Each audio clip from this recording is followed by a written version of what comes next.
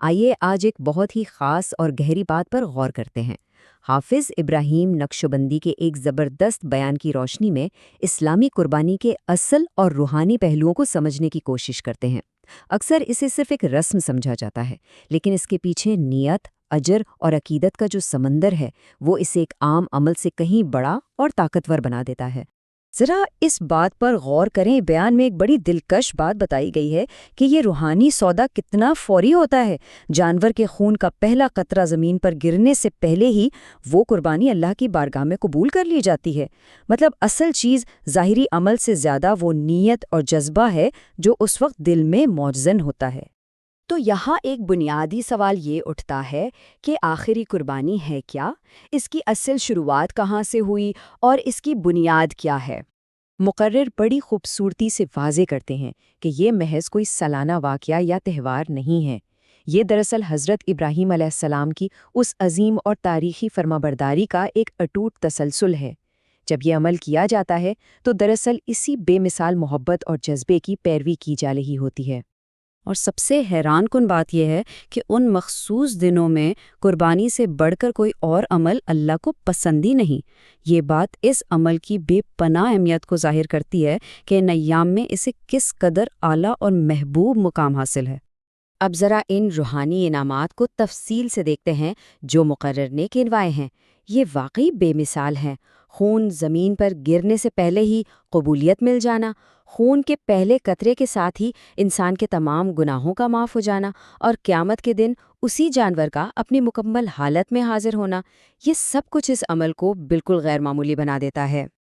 اور بات صرف یہیں ختم نہیں ہوتی۔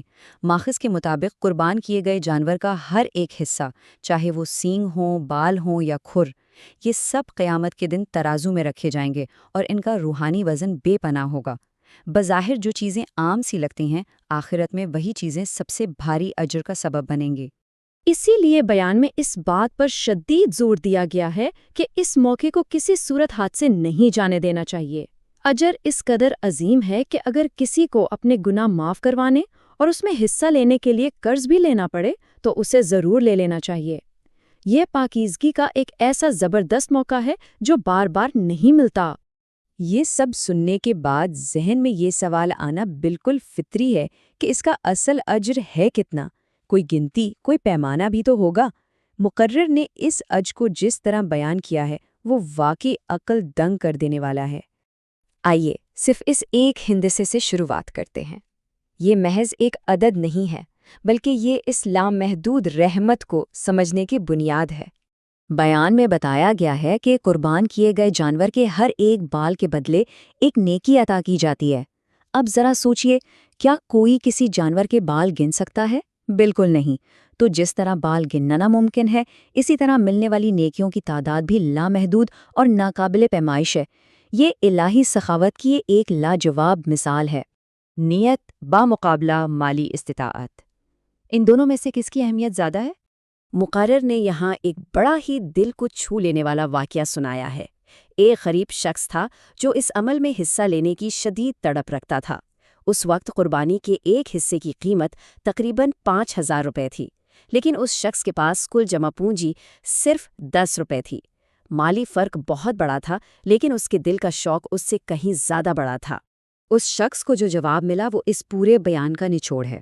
اسے یقین دلایا گیا کہ انشاءاللہ اس کے وہ 10 روپے بھی قبول ہوں گے، کیونکہ قبولیت کا تعلق اس بات سے ہے ہی نہیں کہ جیب میں کتنے پیسے ہیں، بلکہ اصل چیز وہ سچی نیت، شوق اور محبت ہے جو انسان کے دل میں ہوتی ہے۔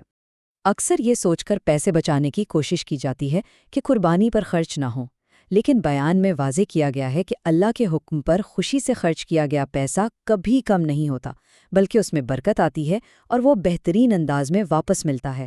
اس کے برعکس جو پیسہ یہاں خرچ کرنے سے بچایا جاتا ہے وہ اکثر بیماریوں، دواؤں یا خدا نخواستہ جیل کچہری کے چکروں میں لگ جاتا ہے۔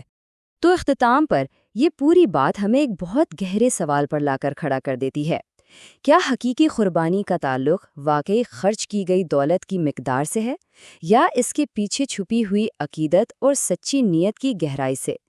یہ ایک ایسا سوال ہے جو ظاہری اعمال سے آگے بڑھ کر خالص روحانیت کو سمجھنے کی دعوت دیتا ہے۔